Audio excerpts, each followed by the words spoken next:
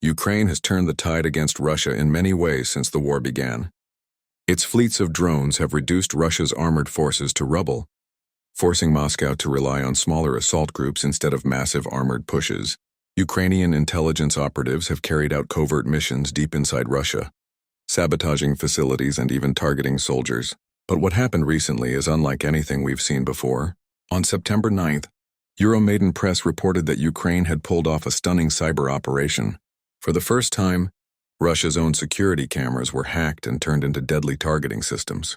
With Russia's surveillance devices feeding them real-time footage, Ukraine was able to track, ambush, and destroy some of Moscow's most battle-hardened troops before they ever reached the front. The story begins in Donetsk around the town of Dobropilya. For months, Russia has tried to capture this area, believing it could serve as a pathway to the fortress city of Pokrovsk. But Ukrainian defenders have resisted every assault. As summer dragged on, Russia gathered another large force near Dobropilya. Convoys began moving troops and equipment into staging grounds, preparing for what Putin hoped would be a decisive push. In the past, spotting such movements would have required reconnaissance, groups, or surveillance drones. But this time, Ukraine relied on its cyber warriors, the IT Army of Ukraine. This decentralized collective of hackers is best known for disrupting Russian banks, government websites, and communications. In September, their mission was different: infiltrate Russian security cameras. These weren't ordinary street cameras. They were systems installed by Russia to monitor bases in the occupied territories of Donetsk. By seizing control of these cameras, Ukraine suddenly had eyes deep inside enemy staging areas. And what those eyes revealed was crucial: a massive concentration of Russian troops preparing for a new assault on Dobropilya. The footage showed convoys forming, troops gathering, and vehicles being moved. Among them were some of Russia's most experienced units: the 155th and 40th Naval Brigades, paratroopers from the 11th Brigade, and members of the 76th Division. These were forces previously deployed in Bakhmut, Kursk, and Kherson, places that had seen some of the fiercest battles of the war. But while the soldiers were veterans, the force itself was in no shape to launch a decisive attack.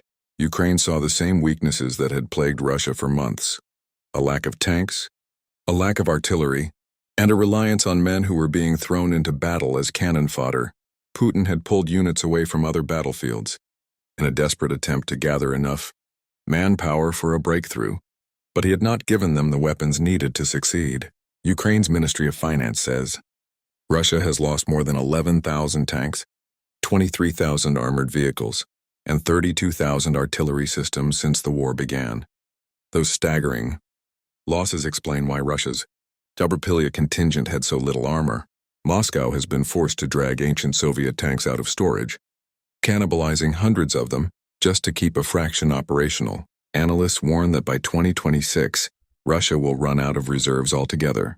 Even the newer tanks being built, the T-90Ms, are plagued with defects. One infamous glitch, nicknamed the disco head, causes turrets to spin uncontrollably when hit, rendering the tank useless. The artillery situation is no better. With tens of thousands of systems destroyed, Russia has turned to relics like the D-74, a gun designed in the 1950s and retired in the 1970s. Military experts believe Moscow is reviving these antiques because it still has access to old 122mm shells, largely supplied by North Korea, after running low on modern ammunition. So while Russia's commanders assembled their new assault force, Ukraine saw exactly what it was dealing with. Thanks to the hacked cameras, Kyiv knew these units were not ready, not equipped, and not protected. The only question left was whether to strike before the Russians reached Dobropilya, or wait until they were at Ukraine's defensive lines. Ukraine chose to strike first. With hackers feeding real-time visual data, Ukrainian planners tracked the convoy routes, identified staging areas, and monitored troop movements. Without risking drones or satellites that could give away their surveillance, Ukraine had complete visibility of Russian reinforcements, who never suspected they were being watched. Then came the barrage. Ukraine unleashed waves of drones, particularly loitering munitions like the Ram-2X. These small but deadly machines can circle convoys, lock onto moving vehicles, and dive with devastating precision. Convoys of trucks and armored vehicles were struck in transit.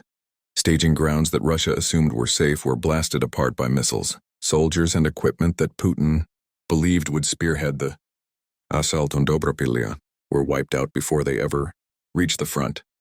Russian military bloggers and Telegram channels quickly filled with reports and videos of burning vehicles deep behind Russian lines. The panic was clear.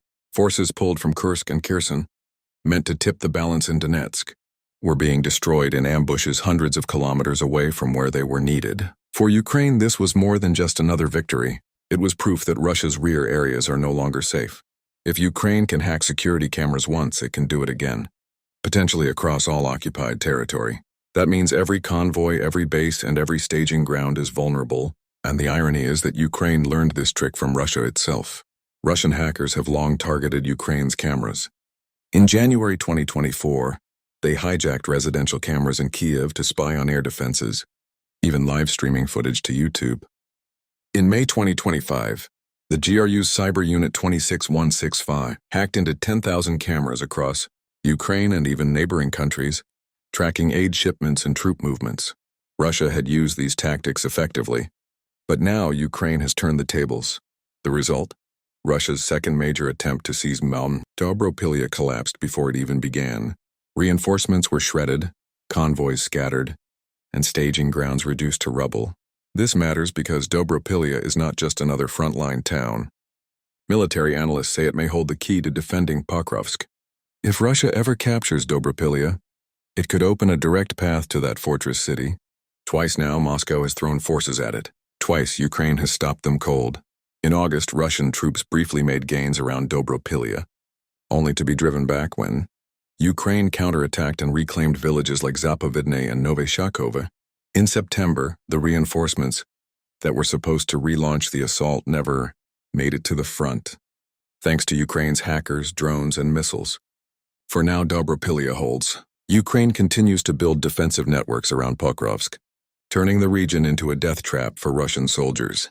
Every failed assault cost Moscow manpower and equipment it cannot replace.